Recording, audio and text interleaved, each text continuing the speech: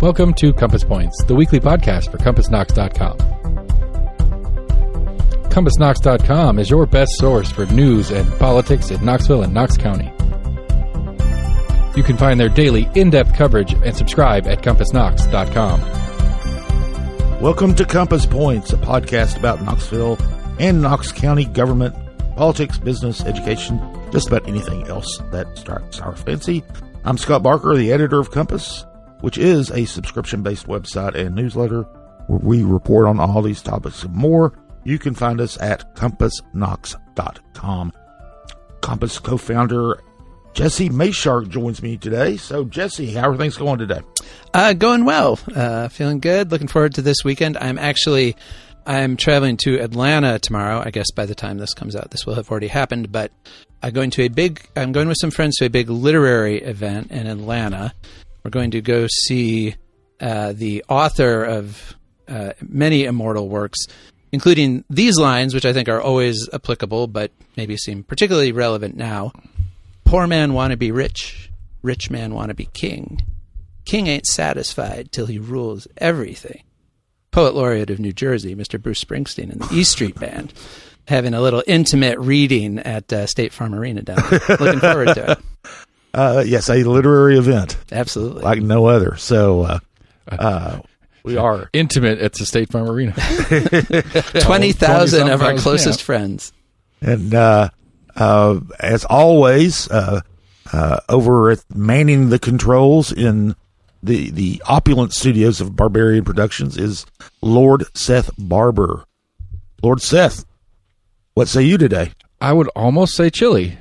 There's a little chill. I had to put the hoodie on. I got my house slippers on because down here in the cavernous, the marble floors get cavernous cold. Dungeon that we work in to record these things. These hard stone floors are a little chilly on my tootsies, so had to put the slippers on.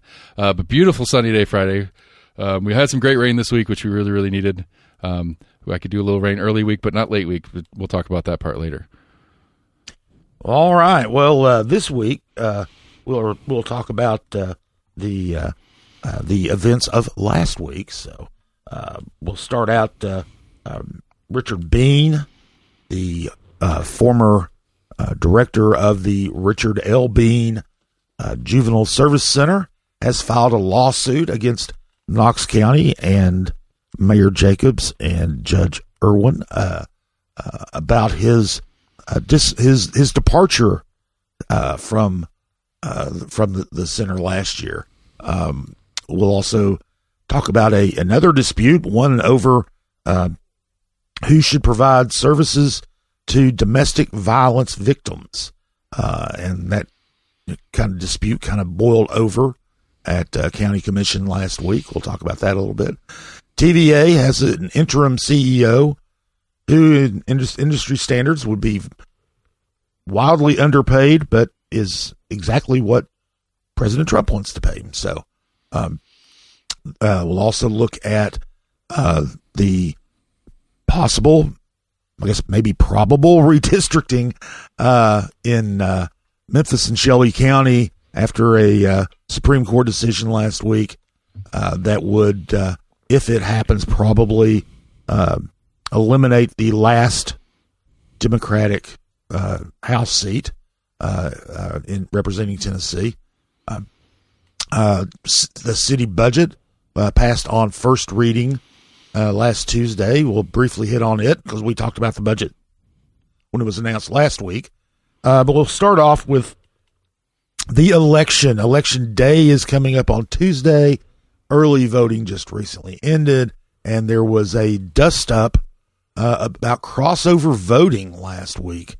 And the Courtney Durrett, who's the Democratic county commissioner representing the 2nd District, North Knoxville, went on social media, on Facebook, and announced that she had voted in the Republican primary, and she urged others to consider doing the same.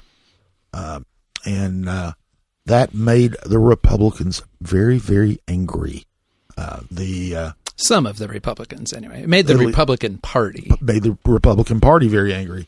This is gone on for a long time. Tennessee has an open primary system, and some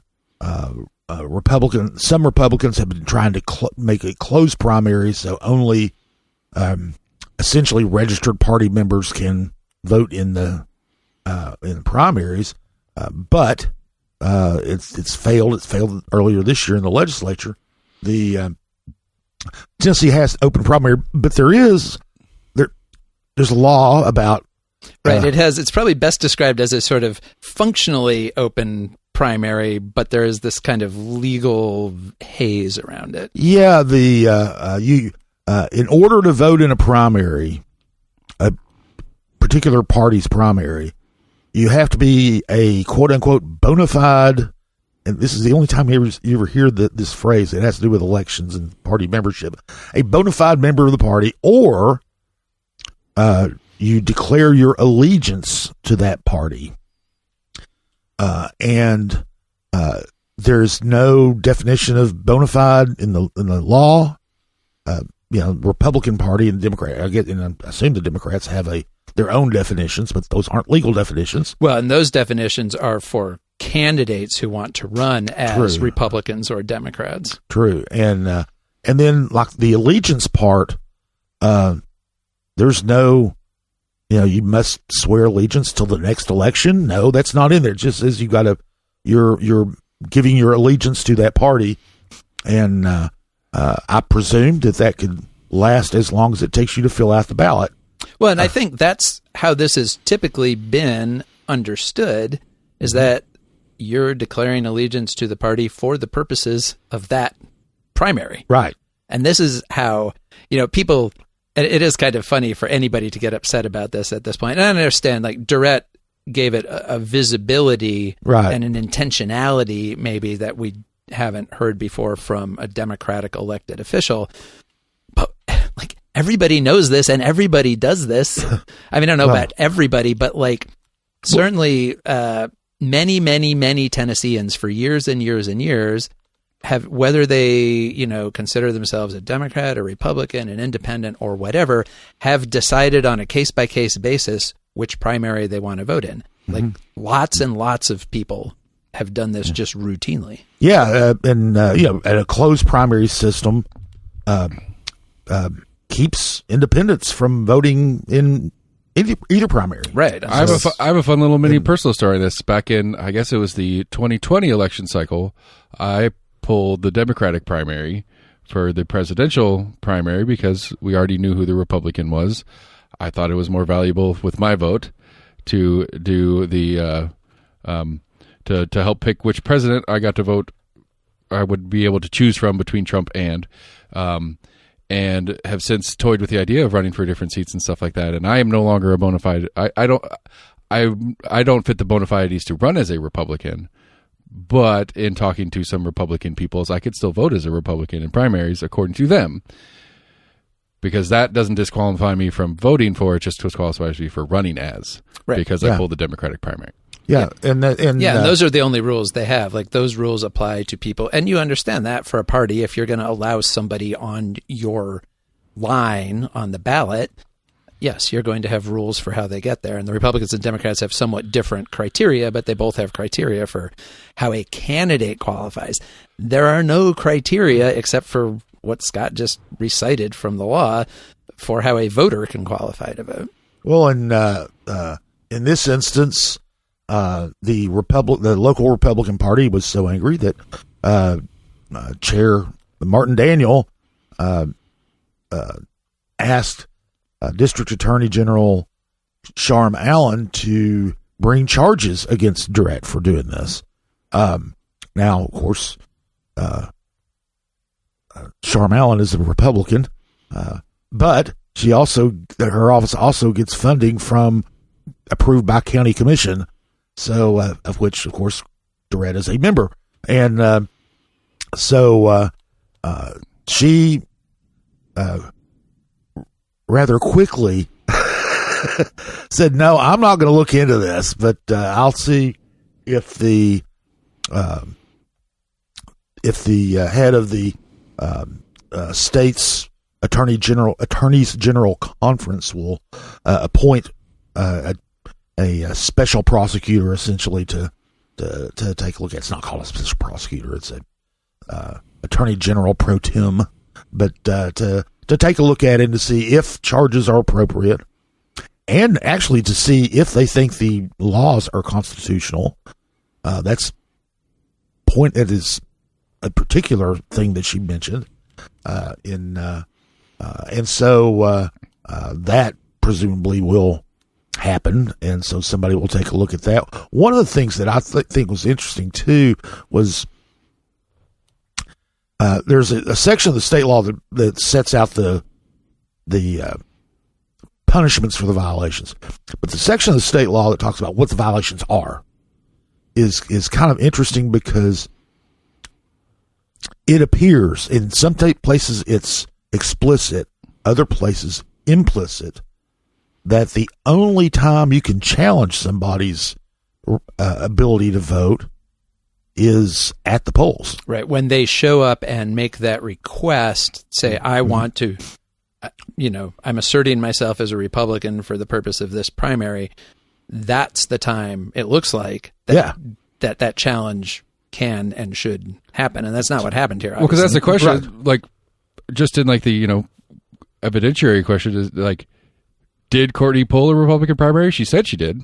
Yeah. Well, that's easy. Well, and that will be a matter record. of public record, so they can see that. Okay. But what the law appears to me, and I'm a lay person, I'm no attorney, but the scenarios that they go through are poll workers raising the issue, which means that it can be raised on election day, but after that, no.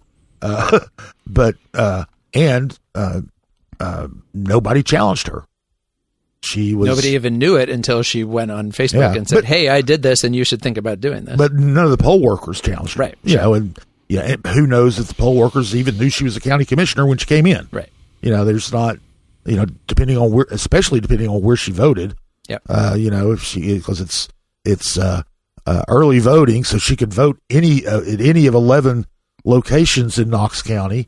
She didn't have to vote at the one closest to her residence. Well, and also, again, because this is so common, I'm going to guess that poll workers are probably used to seeing people who they may know personally or know who they are, and they might have some inkling of their political leanings. And I'm sure there are plenty of poll workers who have seen people who they know or perceive are Democrats come in and ask for a Republican ballot. They don't challenge them because they have understood the law the same way everybody else has understood the law, which is that's when you get to say that is when you ask for the ballot. Yeah. Now the only issue that, aside from that, Martin does bring up another issue of direct encouraging others to break the law, which is, of course, you could read it that way. I don't know, but that's another thing that's not. Well, first you have to establish if she broke the law. Then you could say, well, if she's telling other people to do the same thing, then that also is. Yeah. One thing I want to mention here, because this just came out this morning, the Tennessee Journal, the statewide political newsletter that comes out every Friday, they wrote a little bit about this week, and they cited something that I wasn't aware of, which is like while all this fight is going on here in Knox County, over in Davidson County, there is a Republican, a former Republican candidate for office in Davidson County, Courtney Johnston. She put up a Facebook post of her own this past week, encouraging Republicans in Davidson County to cross over and vote in the Democratic primary because they have sort of the opposite issue in Davidson County that we have here, where a lot of offices primarily or only have Democratic candidates. Mm-hmm. And so she's a Republican. Yeah. She's somebody who the state Republican Party has certified as a Republican. Also, on Durrett's own post, Kimberly Glenn, who is a bona fide Republican, running for county commission right now. She's on the ballot in this election as a Republican. She gave a thumbs up to Durrett's post on Facebook and actually shared it. And she encouraged her Democratic friends, family members, associates to look at Durrett's post and to consider doing this too. Yeah. So, if theoretically Durrett is violating some law by encouraging people to do it, then so is Courtney Johnston, a Republican in Davidson County, and so is Kimberly Glenn, a Republican in Knox County, which, I don't know. I don't know what this appointed investigator might determine when they look at this, but if this is something that affects Courtney Durrett, then it's something that's going to affect a whole lot of people.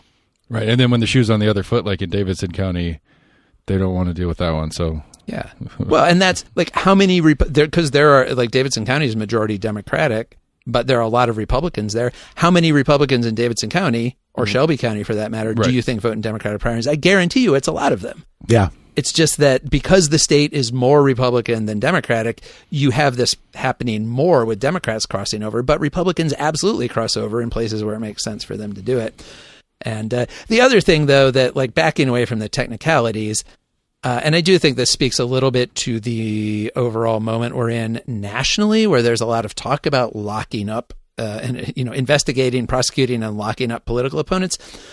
From the standpoint of, believing in democracy and freedom of speech and all of those things, I think it rings a little bit of an alarm bell for the formal political, the leadership of a local political party to call for criminal prosecution of a sitting office holder of the other party.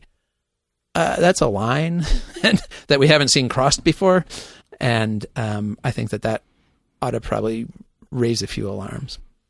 I follow you on that. It says that this all politics is national politics, and it's like, I don't know what Trump in the White House has to say about the Knox County schools budget. We don't need to try to equivocate those things like that. That's why we have these separations and why we split these things up the way we do, so we can have better input on A or B or C, and we don't need the machine that does the big version rolling downhill to do the little version too.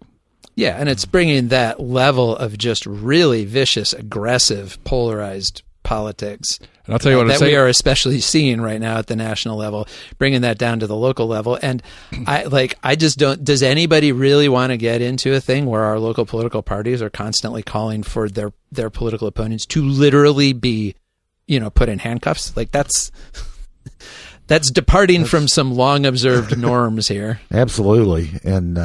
And one thing about this whole crossover voting thing is, you can see that it does happen, and you can see the numbers it happens. And it appears to be happening a little bit more now in this election than previous elections.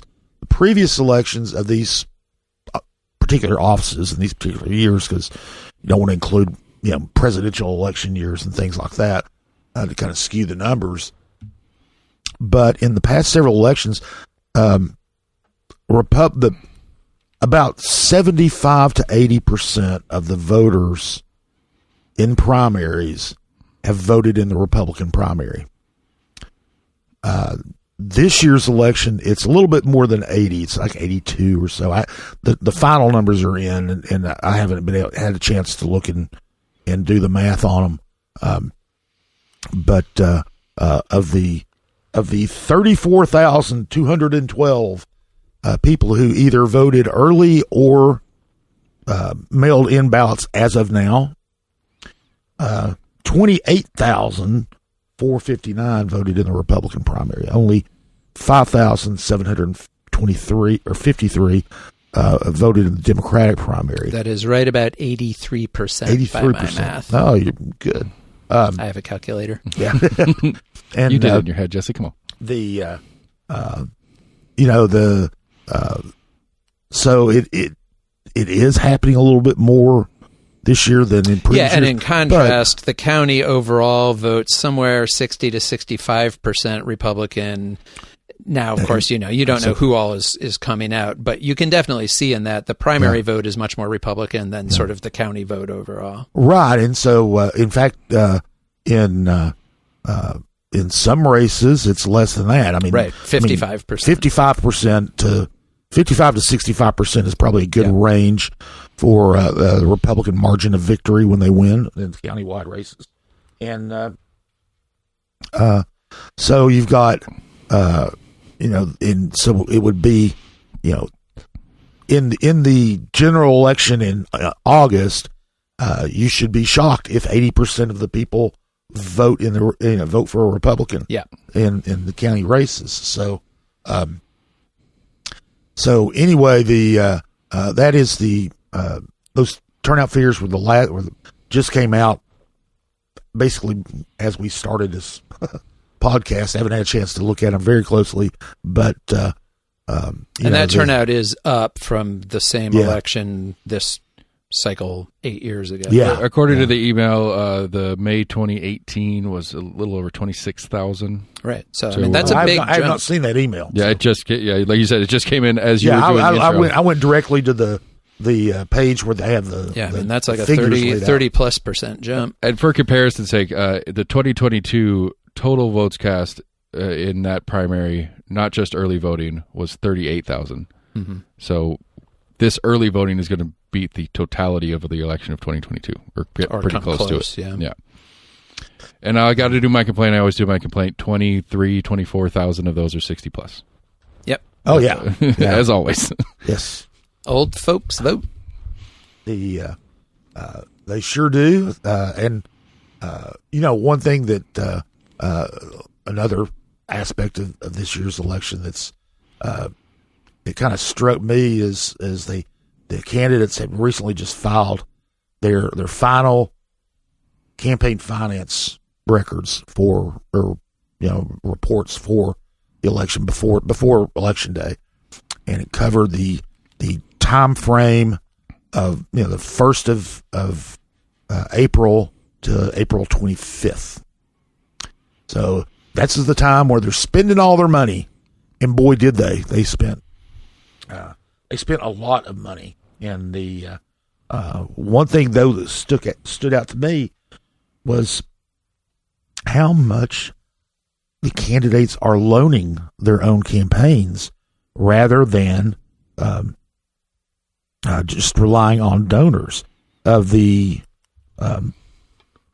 14 candidates who are in the race in races for the independent offices, countywide offices, trustees, sheriff, mayor, clerk, that are competitive in the Republican Party, 9 of them loaned money to their own campaigns. Larson J., who's running for mayor, loaned $150,000 to his campaign, and he didn't need it. He already had more. He than already had a lot more than that, and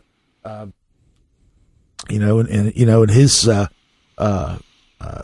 Kim Frazier, who's running, is one of the other candidates for mayor. She's loaned her campaign over $88,000. Betsy Henderson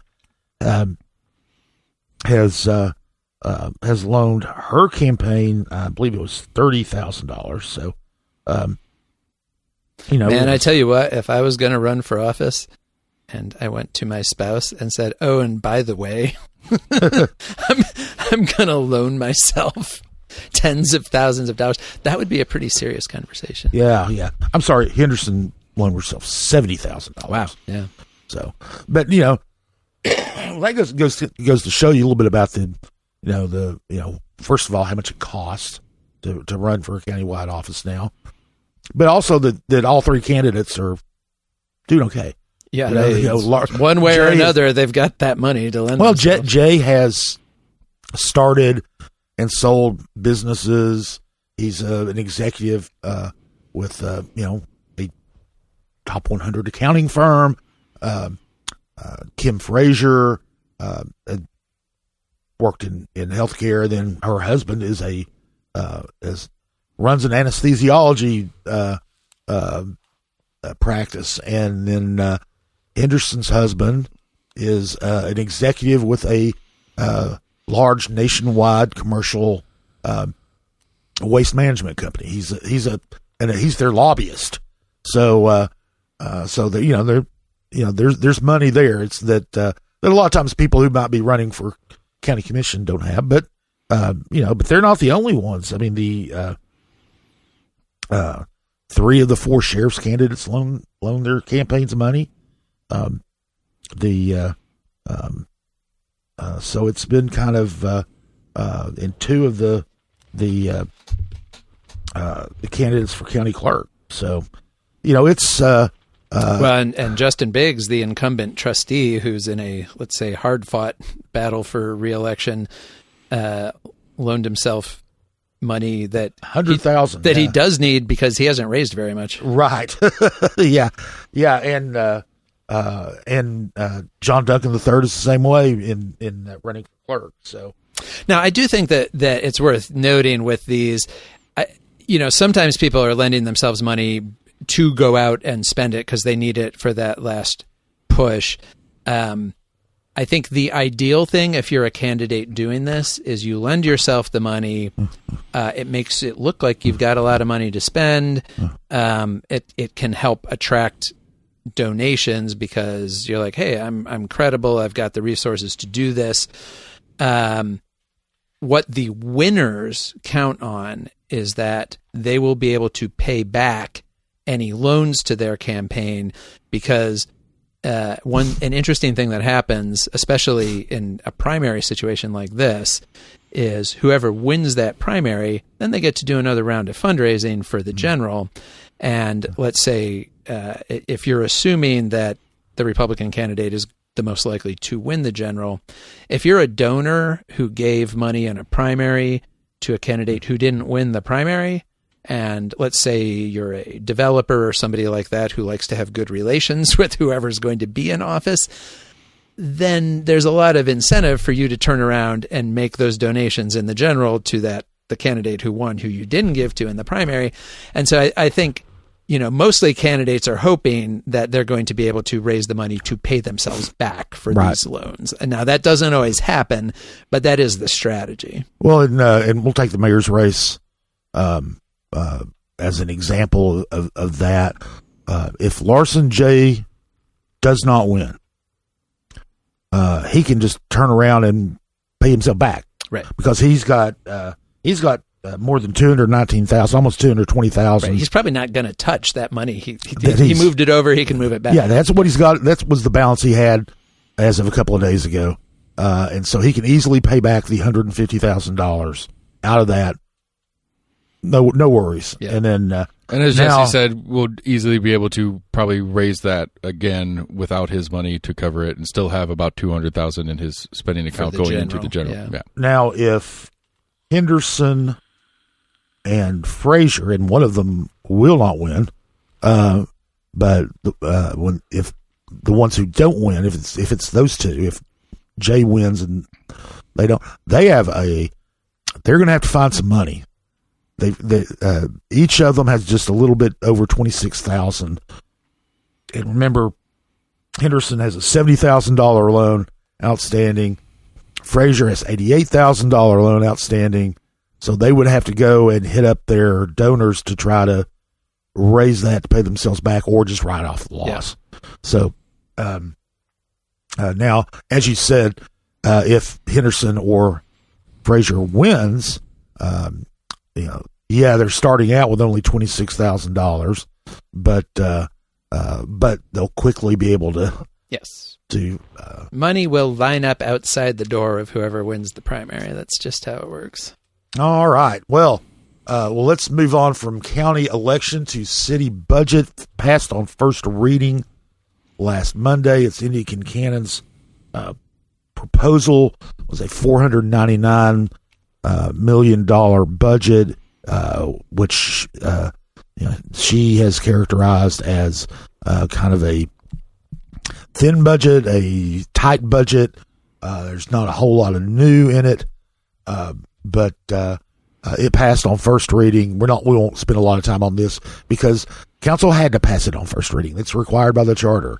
And did Amelia object? She always objects. Amelia objected, and she did. Just making sure. In fact, she explained that a little bit more of her reasoning. One of the things is Amelia. It's Councilwoman Amelia Parker. Just if people sorry. aren't on a first name basis with her. Parker explained that because the charter requires it pass on first reading, then whenever we in the media report that usually it's, council unanimously passed, the mayor's budget. And she said that made it sound like it's a done deal. You can't make any changes. You can't do anything about it. It does create a certain sense of inevitability. Yes. So that is the reason that she always votes no on first reading of the budget. Well, and I think she would like to change that ordinance if she could. She would like to there's a lot of things the she wants to entire change. city budget process, which she's made clear and hasn't gotten traction with other council members, but that's obviously where she's coming from. Well, one thing that she had complained about, and others had talked about it too, is that the budget has passed on 2 readings, and under the charter, the ordinances, get passed on first reading, then they're reconsidered 2 weeks later at the next meeting for second reading. She had always complained, and others have echoed those complaints, that's not enough time because the budget is a big, document. In fact, they barely have had time to look at it now because the Mayor Kincannon introduced it on a Friday, and then on Tuesday they were voting on it. But again, because they've got to pass it, it doesn't really matter what's in there. Because of the complexity of a budget and all, Parker has always complained that 2 weeks is not enough time. So what they're doing this year is Councilwoman Lynn Fugit, Vice Mayor Lynn Fugit, mentioned that and proposed, and everybody passed this unanimously, to wait 4 weeks before they vote on the second reading. So May 26th is when they'll vote on second reading. The City Council next week is holding legislative hearings on the budget.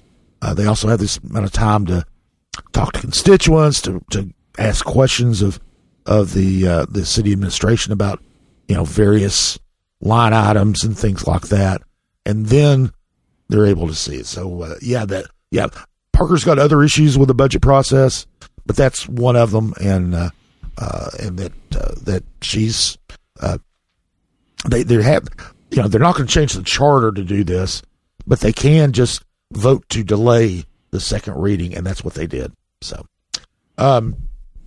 we'll move from the city of Knoxville to the city of Memphis and the county of Shelby, because they're in the crosshairs of the redistricting crosshairs of Senator Marsha Blackburn, possibly Governor Bill Lee, and President Donald Trump. And Jesse, ask you to talk about what's prompted this idea that they're going to redistrict Democrats out of power in Memphis. Right. Well, probably as everybody knows, the Supreme Court last week issued a ruling in the case of Louisiana versus Calais, which significantly weakened kind of the last remaining major pillar of the 1965 Voting Rights Act. For decades now, it has been understood that law, which Martin Luther King Jr. and the leaders of the civil rights movement of the 1960s really viewed as the crowning achievement, or I guess along with the Civil Rights Act of 1964, of the whole movement, that law has been understood to protect the representation and voting rights of racial minorities, including by assuring that there's at least the possibility that like if you are a non-white voter in a state, that, and especially if you have a concentrated population, so a concentrated black population, which Memphis very much is in the state of Tennessee.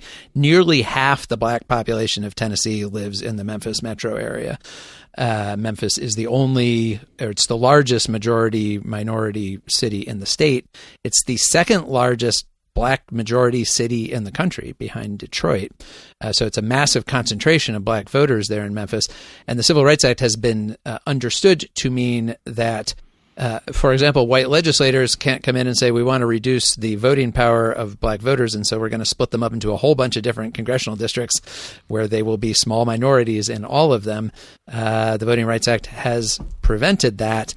And the Supreme Court last week said, well, nah, not really. Now, the exact ramifications and parameters of that ruling are still probably to be determined, maybe by future lawsuits of various kinds, in terms of what exactly the court, because they didn't throw out the law entirely. They actually said they were preserving it, although there's a lot of people who think that that's, they're preserving it the way you preserve something in a jar in amber and set it to the side, they're pickling it maybe. But we don't know exactly how far they will let states go, but the perception, let's say, is that sort of all bets are off, no holds barred here, that if you say that you are going to do a redistricting for political partisan reasons, which the court has previously said is fine, if you say you're doing it for those reasons, if it also happens to drastically reduce the voting power of a racial minority group, that's not necessarily a problem, and that to object to that, you would have to prove that they were doing it for specifically, racist reasons. And so as soon as this ruling came out, we had lawmakers, white conservative lawmakers in many southern states immediately came out and said, aha, now we can go after our black majority congressional districts, which, by the way, are also Democratic majority districts, because we have a lot of racial polarization in our voting. And I think everybody probably knows the reasons for that. We don't need to go into. I think a quick little mini example is that you look at Nashville. Like Nashville as a community, as a Democratic community, we were talking earlier about how in their local elections they tend to be the opposite of us. Countywide, Democrats win. There's no Democratic federal representative anymore. Right. Well, in Nashville, because it's been gerrymandered out. In 2022, the state legislature split up Nashville, the Nashville Democratic voting base, into 3 congressional districts that all have Republican majorities. And that was, sort of borderline. I think there was a lawsuit over that because Nashville does have a sizable black population, and certainly their influence was somewhat diminished by that. But Nashville's not a majority black city. Memphis, Shelby County, is majority black, and so that they did not do that to Memphis in 2022 like they did it to Nashville, because at the time and until last week, everybody understood the Voting Rights Act to say that you couldn't do that. That was illegal. So Marsha Blackburn, Congressman John Rose, who's also running for the Republican nomination for governor, immediately came out and said, okay, now's the time to split up Memphis. Let's go do it. Blackburn posted a sort of proposed map showing how you could do this. Jacob shared it locally and said, I approve. Yeah, exactly. And, I think one thing it does is it goes to the heart of the ruling from the Supreme Court was predicated on the idea that we don't need to protect minority voting interests anymore because, hey, racism, we solved it, and the fact that the court comes out with that ruling, and immediately all these white conservatives in the South, the first thing they do, and that's where it happened too. It didn't happen in New York. It didn't happen in Illinois, where the political leaders came out and said, great, let's split up all of our minority voting districts. It happened in the South. The states that previously blocked African Americans from voting for 100 years until the Voting Rights Act passed, immediately all those states come out and say, great, let's go back and split up all these districts. It kind of calls into question the Supreme Court's reading of the racial dynamics in the United States. But that's exactly what happened. They all came out and said, great, let's split up Memphis. It's unclear as of right now whether Bill Lee is going to call that special session that Blackburn is calling for. But Trump came out on Thursday and put up on his Truth Social platform that he had talked to Bill Lee, and Lee said, we're going to get it done. If it happens to not happen this year, then it will definitely happen next year or ahead of the 2028 elections. I think that unless some further case comes that somewhat narrows or puts some guardrails around the decision that came down last week, we're just going to see this happen all across the South. where Mississippi has already called a special session. It's going to happen in the next couple of weeks. There are 4 congressional districts in Mississippi. 3 of them are represented by Republicans. One's represented by a Democrat. The Democrat is Benny Thompson. He's the only black congressman in Mississippi. The district he represents is a majority black district. And it's pretty clear that Mississippi is going to eliminate that district. Mississippi is 38% black. It has the highest proportion of black population of any state in the country. And they're just going to go in and take that away because according to the Supreme Court, they can. So, one interesting thing from the East Tennessee standpoint here is if you look at that, and I don't know that the map that Blackburn posted is one that has actually been carefully drawn up. I'm obviously the fact that it was ready to go shows that they've been thinking about this. Yeah. But if you zoom in on that map and look at because to redraw one district, you have to redraw all of them because the state is, it's a puzzle. It's a jigsaw puzzle. Exactly. Right? So if you change one, everything changes. And now the districts have to be roughly the same population. Right. So if you add, 50,000 people, to district, 1 or whatever, then you've got to take 50,000 away somewhere else. They've all got a balance. Yeah. And so if you look at what that proposed map appears to show for Knoxville, because we're in the 2nd congressional district here, it would change the district in an interesting way. It would make it more compact. It would bring Anderson County into the district, which it's currently not for the most part.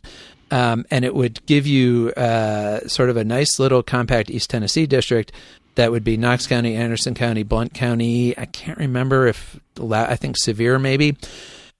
Just at a glance, that to me looks like that would still be a majority Republican district. I think it would be a less majority Republican district than the one we have right now. It would make that district more urban. It would be more sort of like the Knoxville metro area, which is the least dominantly Republican part of East Tennessee. I don't think that it would create probably concerns for the Republicans immediately here, but it kind of shows you that it's not always easy to do this in ways that, in a state like Tennessee that votes about 65% Republican, they have a lot of leeway to play with and how they move things around. Some of the other states that are looking at this, like Georgia could probably split up some of its black majority districts, but Georgia's kind of a purple state, and they have less margin to play with in their Republican districts and how they do that.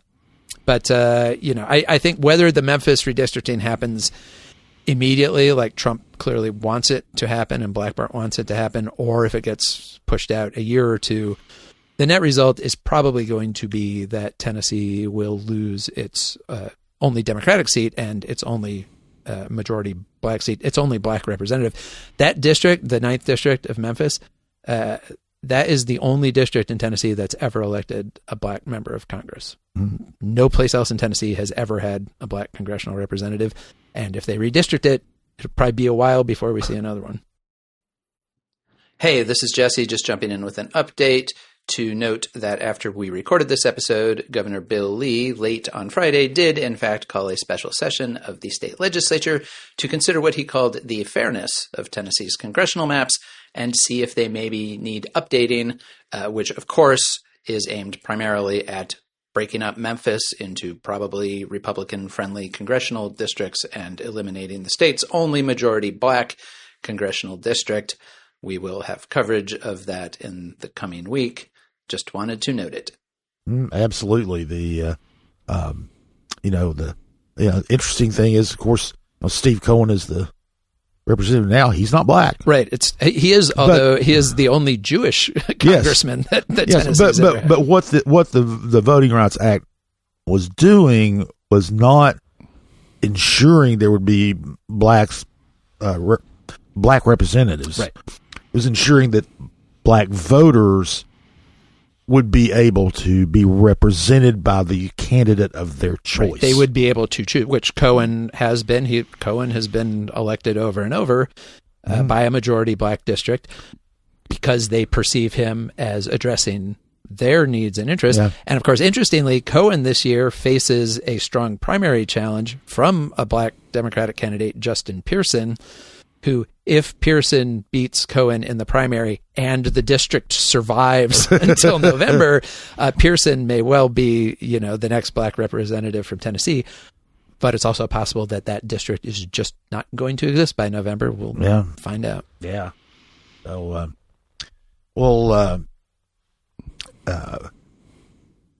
back, it's closer to home in a way, but regional in scope. The Tennessee Valley Authority Board of Directors named their interim CEO to replace Don Mole, who's retiring. And it's interesting. Two things are interesting about that. First, it's Mike Skaggs. He's coming out of retirement, and to do that, and they're going to pay him $500,000 a year, which is what President Trump thinks that the head of TVA ought to make, but is way less than what Mole makes, and what anybody else. It's like it's like a tenth of what Mole made, right? He made $5 to $6 million the 1 year that he was CEO. Yeah, about close to 6, and he and it's much smaller than any other head of an energy producing utility makes of that size and scale. So what do you make of that, Jesse, that they were able to do that? What does that say? Well, I think, the question that we've had about this ever since Trump issued that memo is, will they be able to hire anybody, well qualified for that amount and this is just an interim hire. I think he's got a 1 year contract. 1 year, yeah.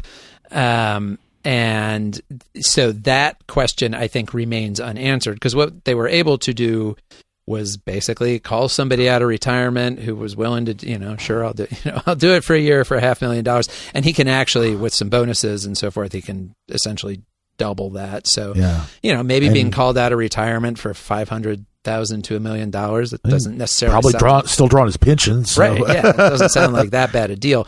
The question is whether they'll be able to hire a full-time, like the kind of, you want to hire somebody who's going to be there for a while and set the direction and vision for the agency and everything. And they're kind of, they're giving them, I was going to say they're kind of punting on that. They're giving themselves some time to figure that out. One of the questions here, like Trump just issued that in an executive order, as he likes to do. And as with many of his executive orders, it's really not clear if it has any real legal force. It would have to be challenged legally for someone to figure that out, because, the president does nominate the members of the TVA board, but the president doesn't control TVA. TVA is essentially quasi-independent. It's pretty much completely mostly independent. They do have a Senate committee that kind of, there's some oversight, looks at them. But but they don't receive federal funding. They're totally self-funded. And so I think there's a very real question there about how much authority the president really has. However, this board is now, because when Trump came in, one of the things he did was he kicked off a bunch of Democratic appointees from the TVA board. So the board is now made up of Trump appointees who, at least for now, are clearly not eager to challenge his directives. The other interesting thing, though, that came out of this whole discussion was a clarification that $500,000 limit only applies to the CEO, because that was another question, because there are actually a good number of higher paid TVA executives who make more than $500,000. And boy, Don Mole retired, but TVA would not want all of those people to just leave, because those are in positions that it would be harder to call somebody out of retirement into. And so the White House actually clarified that, no, this was just about the CEO. So the result is that now we're going to have an interim CEO who's making less money than people who work for him. That doesn't seem like a super sustainable position in the long term. So, who knows what the long-term picture here is in terms of what TVA people are actually going to be able to be paid. Maybe the board is thinking, well, we'll wait it out through the Trump presidency and then kind of see where we are. Well, one workaround is, you have this interim CEO who's basically and I'm not saying that this is the case here, but you could have your CEO, who is basically a figurehead, Right. and a chief of staff or whatever you want to call it, COO or executive vice president, in charge of administration or whatever. That person is the one who actually runs TVA and is paid right. can make a commensurate amount, and that satisfies the directive that the CEO only makes $500,000, and there's you convinced me, Scott. I'll put my application in for the next interim. I'll make $500,000 a year to not do anything. Well, I wouldn't say not do anything, but be the face of TVA and that sort of thing. And that's one of these things that happens in a lot of organizations. I'll go back to the World War I German army, where you had the general of the army, and then you had a chief of staff, and the general was the face of the army. He did make a lot of the decisions. He was the kind of the ultimate saying, yes, we'll do this, no, we won't. But the chief of staff was the one who ran the army. And how did that work out for Germany? I don't remember. It actually worked out very, very well. That part of it worked out okay. There were a lot of other things that did not work out in World War I for Germany. So, not least of which, every other European country was arrayed against them. So, but anyway, that could be a workaround. I don't know what they'll end up doing. They may just be saying, we can limp through this for till the end of President Trump's term, then they can go back to doing things the way they have been. Yeah, I mean, it's interesting because it's to whatever degree they appear to obey the wishes of the president, they're also creating a precedent here for future presidents to come in and say, "Oh, okay, I get to run TVA too." Yeah. So interesting things. Yeah. Anyway, we've got the last couple of segments here be focused on disputes locally. One incident that came to a head was a dispute over who provides services for the victims of domestic violence. For years, that has been done by an organization. It's a nonprofit organization called the Knoxville Family Justice Center. They work out of a building in East Knoxville. That building, they have agencies, they have law enforcement presence in that, both KPD and KCSO. And by presence there, it's generally victims advocates who are there. Then you have other agencies that do social services will have an office there or a presence there. The support comes in lots of forms. It's kind of some of it's just plain material support, where if someone is a victim of domestic violence, needs clothing, needs shelter, they'll get hotel rooms for them. But they need clothing, they need toiletries and things like that. They have children, might need clothing, might need things, school supplies, things like that. They provide those things. They also provide through the victims advocates, they can get the process started for getting an order of protection if they need one. Things like that are what considered vital services for people who are victims of domestic violence. And as we all know, that's just way too prevalent of an issue here and also all over the country. But last year, the Family Justice Center had a CEO or executive director, who did not think that a law enforcement presence would be necessarily a good thing for all of the domestic violence that some people might victims. They might not want keep them. It might keep them away from the Right. center by virtue of having law enforcement there. Right, and you got to, you do have to remember that, the people who are victims of domestic violence can come from, all kinds of situations. They could themselves be, be drug addicts, or something, have some kind of substance abuse issue or something that they don't want to be around law enforcement. So they, there's some legitimacy to that, I think. And also might not be ready. Like, they might be ready to seek help. They might be ready to seek shelter. They might not be ready to seek prosecution of their abuser or even want to create the likelihood of that. Right. Because if they do get an order of protection taken out against the abuser, that order of protection is not a shield, a physical shield, so the abuse can continue in violation of that order. So, and would very likely make the abuser mad, madder than they already are. There are many tragic cases where somebody is actually killed after seeking and receiving an order of protection. Yeah. So, but anyway, the executive director wanted the victims' advocates to be placed under her supervision, not because these advocates work for KCSO or KPD. So she wanted them to report to her instead of the law enforcement little bit of agency. a turf struggle. Yeah.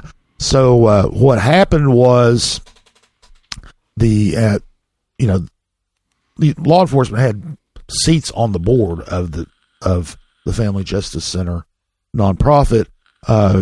The DA, Sharm Allen, Sheriff Tom Spangler, and Mike Hammond, the criminal court clerk, resigned. They felt that it was the organization become hostile to law enforcement. They resigned, and not only did they resign, they started their own county run program called Bridge to Safety, I believe was the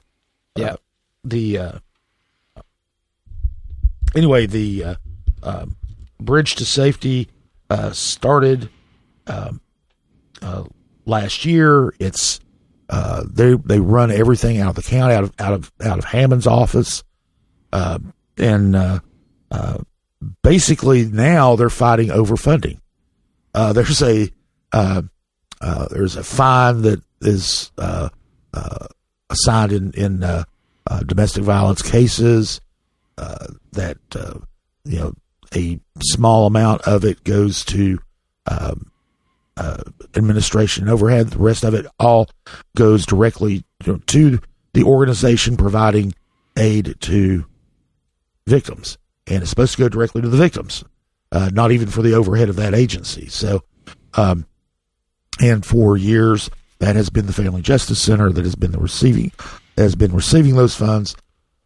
Bridge to Safety now wants to receive those funds. They went to county commission last week to do just that, get county commission to assign them to be the recipient of those funds.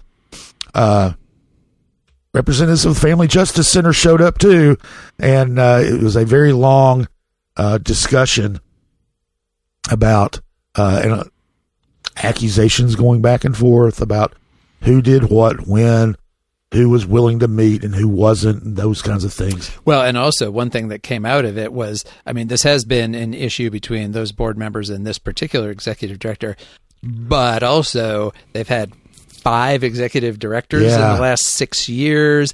There's been these issues have gone back and forth for several years through multiple executive directors.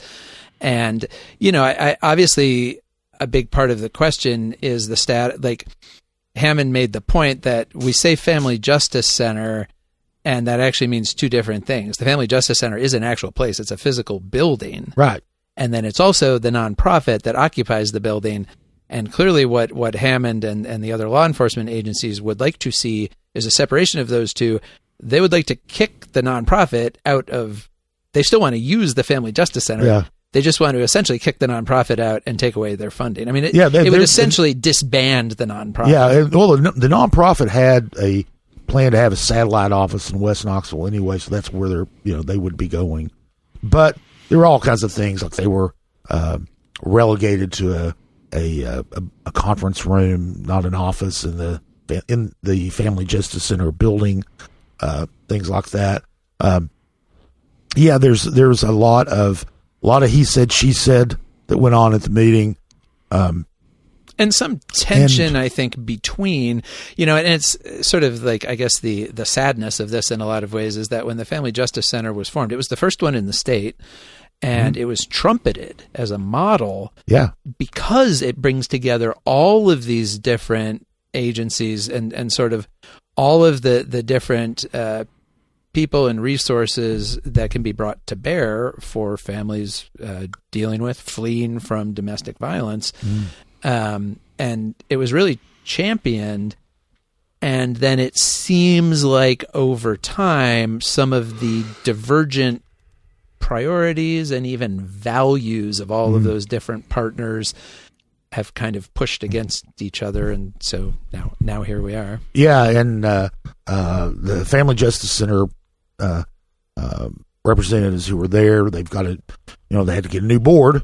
You got a new board. It's like what they call a community board, which means, of course, you don't have government agencies in there. They've got a new executive director, the executive or interim executive director. The previous executive director, who was the source of some of this conflict, is gone. So they were saying that that they were stabilizing after, as you said, the multiple executive directors, and so the county commissioners were kind of split. There were some who said, and Rhonda Lee was the one who kind of summed it up, is that there's a reason, and so did Gene Oster, the chair.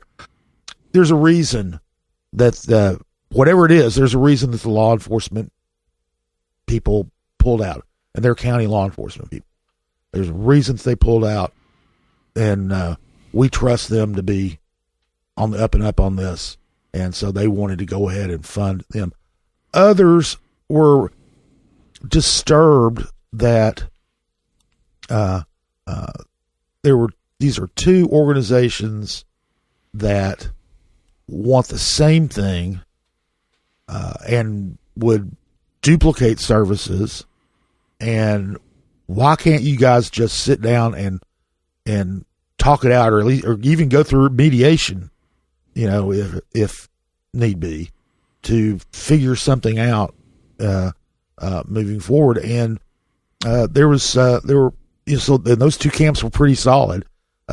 Ended up, they voted 6-5, which is, of course, the slimmest margin you can have, to defer action on this for 2 months so that the two sides can sit down, talk about things, even go through mediation if they need to try to resolve kind of the, how what the county's approach to this moving forward would be. One thing that's kind of interesting was kind of a side thing, because it's not, we're talking about county government. KPD is still working with the Family Justice Center, the organization. So there's kind of a city-county split there too. A little city-county split there. It's kind of, there are a lot of nuances there, but and I think a couple of Larson J, Commissioner J, was kind of annoyed. He's sitting there going, "Man, there's so much of this stuff going on, and you're asking us to make a decision now." Right. Some of the commissioners just seemed like they felt a little bit blindsided by the whole thing. Like, this is a big and important issue, and we're being asked to very quickly make a decision. And and so now one thing is, it's kind of been percolating.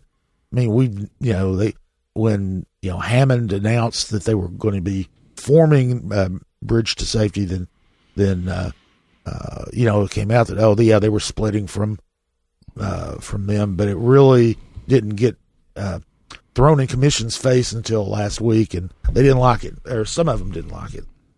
So now they've got two months to work it out. So we'll see what they come back with. Another local issue that has been in dispute for quite some time has been now has ratcheted up a level.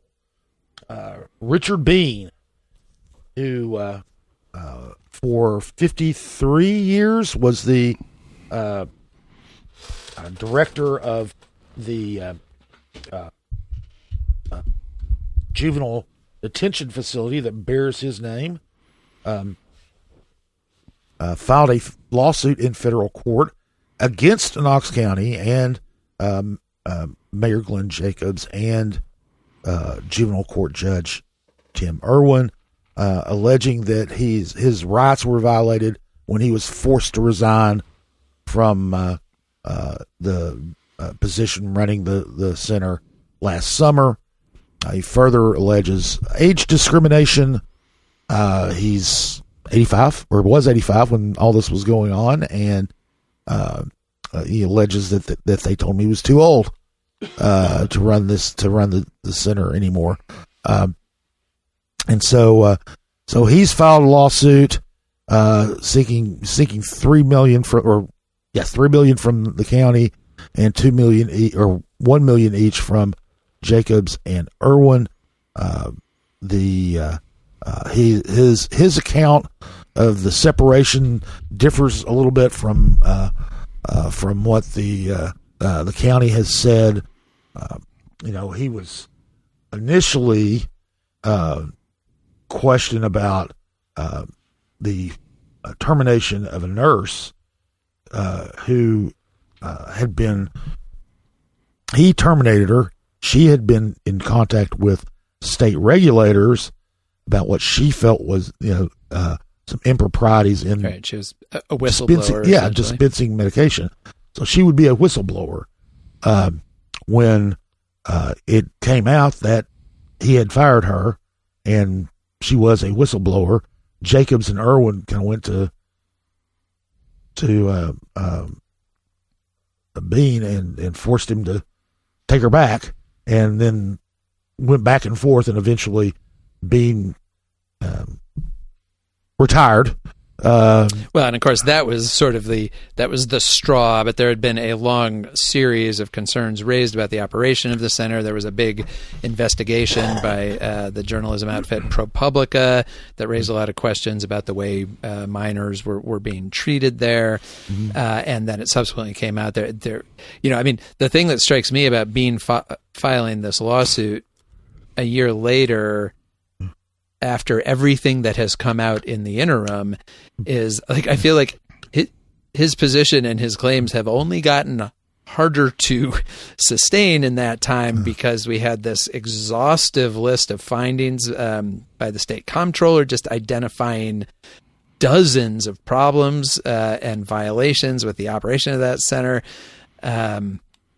It would be very hard to make a case, I think, and I guess it's the case he's going to try to make, but that it was being run well, and they had no good reason to take issue with his stewardship, because that doesn't appear to be true. Yeah, well, there were a lot of findings there. There was and some of it was, capital stuff, but some of it was not. I mean, one of the things that they found was essentially, there was Bean, and then there were all these officers, corrections officers, for lack of a better term, but there was no middle management, supervisors, anything. Yeah, supervisors and things like that. They didn't exist. It really was like a fiefdom. Yeah. I mean, Bean's name was, I guess still is, literally on the building, and right. He by all appearances, he very much ran it like it was his place. And maybe that's the real he was there for more than 50 years.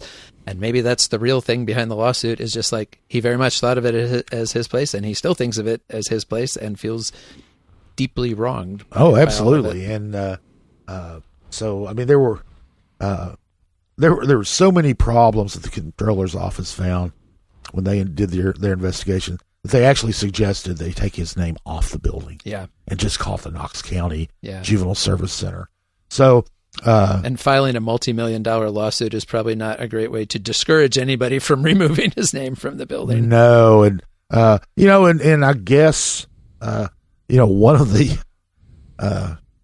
I'm sure that he his attorney anyway is probably hoping for a settlement, because discovery would be really interesting. There's a lot of and also discovery would be interesting and also be difficult, because this is a juvenile detention facility. So you've got all these juveniles in there. You know the request for information.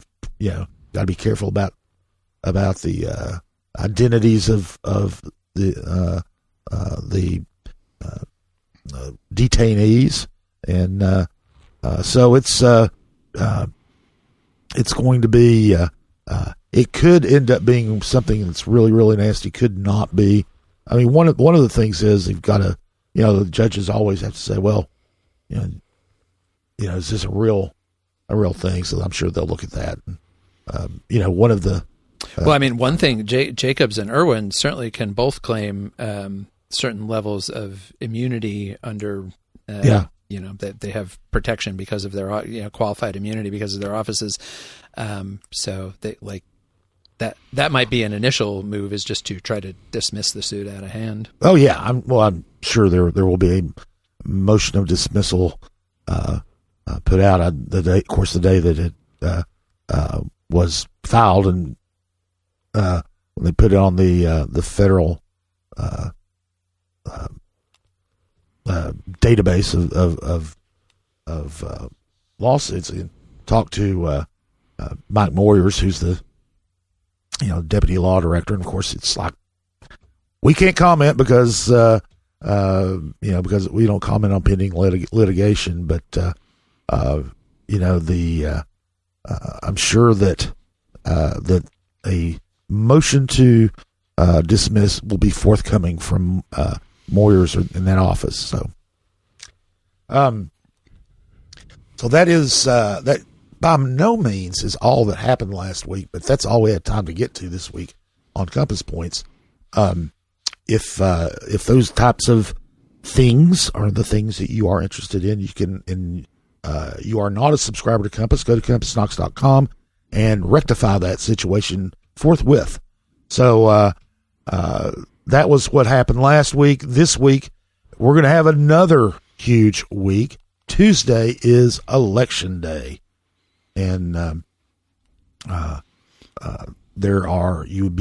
if you're a Knox County voter, if you're a registered voter, one of the 250,000 or so who are, if you haven't voted early or by absentee ballot, you can go to your precinct and cast your ballot in whichever primary you want to. In whichever primary you want. They will ask you if you want to vote in the Republican primary or the Democratic primary. You just pick the one you want. I'll say it this way. I would consider myself an independent. I'm going to be voting on Tuesday.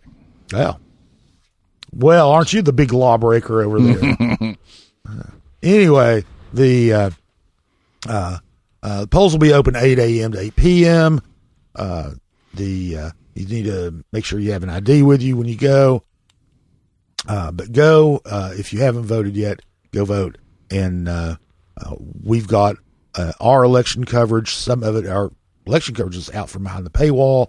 But we've got election coverage. You can also go to knoxvotes.org to get election information. One of the things you might want to look up is there are several new voting locations in various precincts. So if you don't know, most of those, I believe, in West Knox County, you can go find out where you're supposed to go vote. They even have maps to the new locations. But you can find out all the information you need to find out. You can just go there and put in your address, and it'll pop up, what precinct you should be voting in if you don't already know. So, but that is Tuesday. We'll have election results ready on Wednesday, and then more analysis later in the week. So, another thing. Now, this is happening actually before Election Day. This is on Monday. The University of Tennessee Board of Trustees Executive Committee is meeting. A couple of things that involve the Knoxville campus. One is they are formally going to name the new Haslam College of Business building after, wait for it, drum roll maybe, President Randy Boyd. But one of the things about getting something named after you, you have to give a really big donation to do that. They don't say how big the donation is. He apparently made it, and whatever that threshold is, he hit it. So it'll be the Boyd building at the Haslam College of Business, or the Haslam College of Business at the Boyd building? Well, yeah, it'll be the College Haslam of Business will be located in the Randy Boyd building. And also within the College of Business is the Boyd Center for Business and Economic Research, yes, inside the Haslam College, inside the Boyd building. Yes, that is exactly what it will be. And they're basically everything to do with business at UT is going to be either named after the Haslams or after Randy Boyd. So anyway, that's one of the things that I'm sure they're going to rubber stamp. They're also going to be looking at the more details of the Neyland Entertainment District, which, as you may remember, we've talked about it before. They're going to be building an entertainment district and hotel, the south end of Neyland Stadium. This is kind of a trend in some of the larger universities. Kansas University is doing this, a similar thing, but it's they've got the big parking garage, I believe G10, I believe, but nobody knows that, nobody cares. But it's a big parking garage there at the south end of Neyland Stadium. It's basically between Neyland and Thompson Bowling Arena. And they are going to. That's going to end up being torn down. New garage will be going in. The entertainment center, restaurants, bars, shops, whatever, be on the top level, on top of that parking structure, and then next to that will be a hotel / condominium project. The thing is, the UT had already named a developer. I believe it's 865 developers are in it's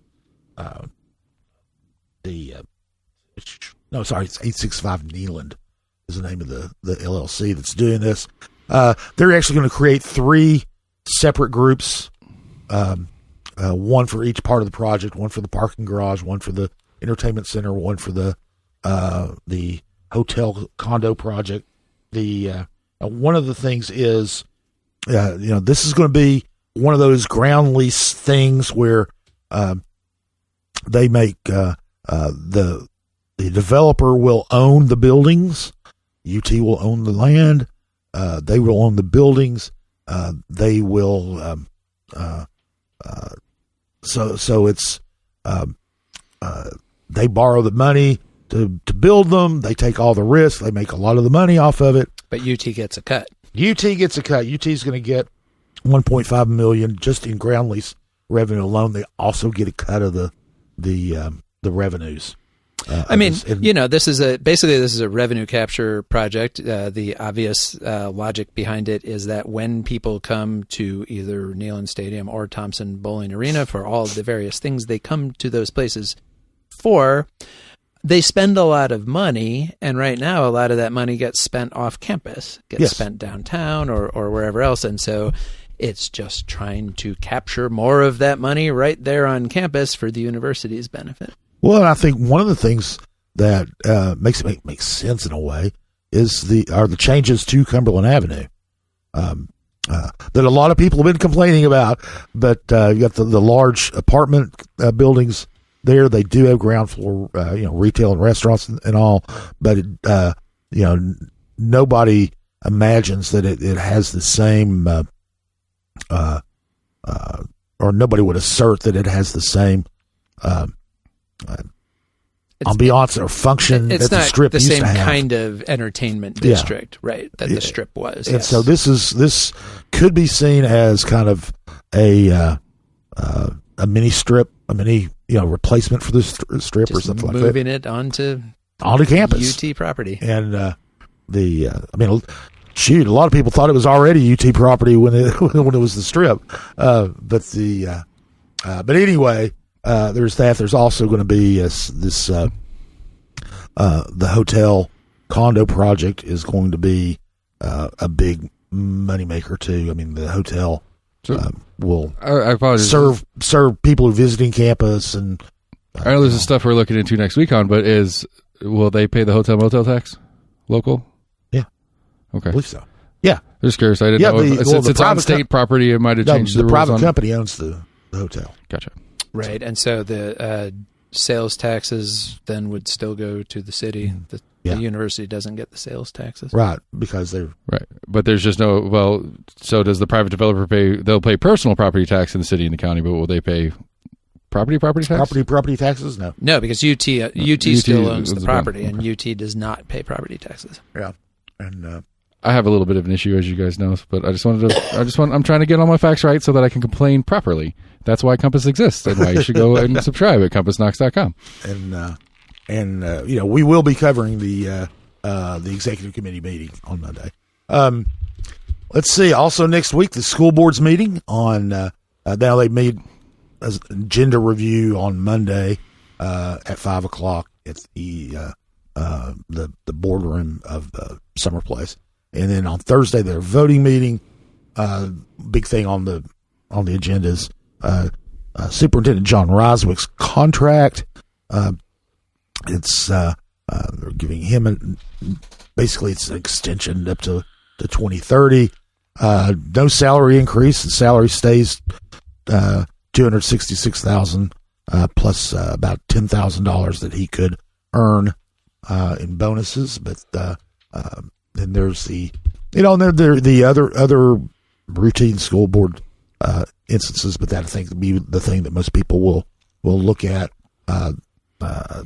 There's not anything controversial about it, but he's been getting good evaluations, and so would imagine that the board will vote to give him the contract, especially since it doesn't call for a raise. I mean, it's then on Thursday, City Council will hold its budget hearing. Now, we mentioned this earlier in the podcast, but the city, at 5 p.m. in the main assembly room of the City County building, the City Council, what they'll do is they'll have an opportunity to ask questions of the administration about specifics in the budget.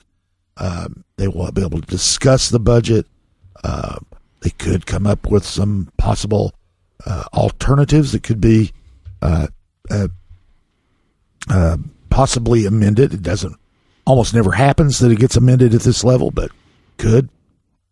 The general public will have a chance to, because this is also a public hearing, and so there'll be a chance for the public to be there and learn more about the budget as well. So that is this is the last scheduled formal public meeting before the council meeting to vote on the budget on second reading. So that's happening Thursday. And if you make it through all that, and I don't know if I'm going to, but you make it through all that, then there is something you can do over the weekend.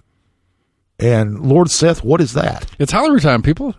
On Saturday the 9th, it's Holaroo, our annual Soapbox Derby Street Fair and Music Festival. We've got some great bands headlining with Connor Kelly and the Time Warp. We'll start around, everything gets rolling around 11 a.m. and we'll go till the city makes us turn it off at 10. And tell us. And where is this again? Tell us where Happy Holler is exactly. If you don't know where Happy Holler is, no, I'm just kidding. Happy Holler is basically the intersection of North Central and Anderson, just on the north side of downtown. We've talked a little bit about the County Sears building. It's right off of Baxter Avenue. Three Rivers Market is a landmark, I suppose, or the original Friezo, which is no longer the original Friezo, but there is a business in there doing Friezo-like things. It's between the original Friezo and Three Rivers Market. Right. So the race portion goes all the way up to Scott, which goes up to the BP or the foam rubber outlet on the top of the hill. And you come down there, and if you're in the corner on Anderson, that's where you'll see the cars wreck and all the. And those, I gotta say, I've been to these. The soapbox derby races are really fun to watch. It's a good time. It's a very good time. We got over 20 racers this year, so it's going to be a very dense field. We're going to be running a lot of races. You're going to get to see a lot of soapbox racing action. We partnered with the Vintage Market this year, and they've got a bunch of vintage vendors as well as other more like we got regular. Custom jewelry makers, and I got a hot sauce guy. We have a new Happy Holler hot sauce that's going to be branded to us. We're really excited to share that with everybody. But it's a great day. We get to keep using our expanded use of alcohol in public spaces rule that we got passed last year. And this year, the bonus of it is that we have started our own nonprofit as a neighborhood group to raise funds forward to help us do beautification efforts and work with the city and advocacy and all the different stuff, working on our crosswalks and trying to make it a safer, cleaner, more fun neighborhood to be in. And so this is a way to support all that, or just come out and watch a soapbox derby and have a beer on the street, because those are just fun by themselves. And tell us the hours again. We're going to everything officially kicks off at 11 a.m. Music's set to run till 9, but we anticipate it'll run a little long because the city will make us turn it off at 10. All right. Well, so now we got to gamble, boys. Let's get it. Okay. Going. So last thing that I wanted to propose here, and I'm going to preface this by saying that I am terrible at predicting election results. I am constantly being surprised because it's just, no matter how closely you follow politics or how many prior elections you look at, every election's different, and it is just it's always interesting to see what happens. But because we have an interesting and probably pretty close mayoral primary, three-way race in the county mayor's Republican primary, I thought it would be fun for the three of us to right now write down our predictions for not just the order of finish, but the actual percentage of the vote that each of those candidates, which again are Kim Frazier, Betsy Henderson, and Larson J., will get. And we're not going to look, we're just going to write them down. We're not going to look at them. We'll give them to Seth. He'll keep them somewhere secure until next week. And we will open them on next week's show when we talk about the election and see how we all did. I've got mine. Right. I did mine while you were talking through it. I lost track of my pen. Throw me your pen, Seth. Pen. Oh. And then I guess we'll be back next week to discuss talk about our findings. I feel pretty good about my picks. As far as my picks go, don't feel particularly good about what the result will be. Does that make sense? Like, I feel accurate. I feel like I'm accurate and will be disappointed. Or I'll be disappointed because I'm inaccurate, but be... You mean you're not writing down the order that you hope, you're writing down the order that you think. I mean, the statement was... We're trying to get as close to what Chris Davis puts out on the report on Tuesday night, not what we hope it looks like, what we think it's going to look like. So yes, that's my pick on that. I want to say it's been a great another year in election cycles with you guys. I can't wait to get to August and November as these things continue to roll on. I think we have some exciting times as far as elections and government and things that are going on here locally with us. This is how many different like national realtor magazines have we been listed as like a top 10 destination? Many. It's like one is too many, but many is many, and so Knoxville is changing whether you like it or not. So you got to pay attention to be a part of it. That's all I'm glad I get an inside seat sitting here across from you guys every week. All right, turning them in. There's mine for the envelope. I got to go across this giant expanse of a studio that Scott tells you guys about all the time. Miles and miles. Well, it takes a while. I mean, we sound like we're right next to each other, but we're actually like hundreds of yards apart. It's a quarantine thing. I get sick real easy, so I don't want to be near these guys if I don't have to be. All right, so don't forget, it's going in my little side folder here. All right, so and I we'll promise not to look and leak the information on my show later tonight. Well, I will already start making excuses because I haven't even thought in terms of making a prediction. So yeah, it's a dangerous thing to do.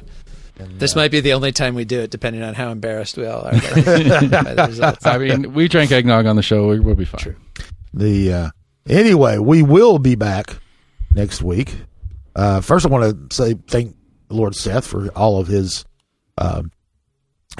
work, especially his decision to be the keeper of my bookie skills predictions. Yes.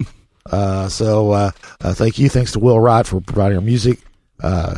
And Jesse, good to see you again as always. Yeah. We'll be back next week with another installment of Compass Points with election results and discussion and analysis of the election. So we will talk to you next week. CompassKnox.com is your best source for news and politics in Knoxville and Knox County. If you'd like to learn more about the topics discussed on today's podcast, go to CompassKnox.com and subscribe for in-depth coverage and much more.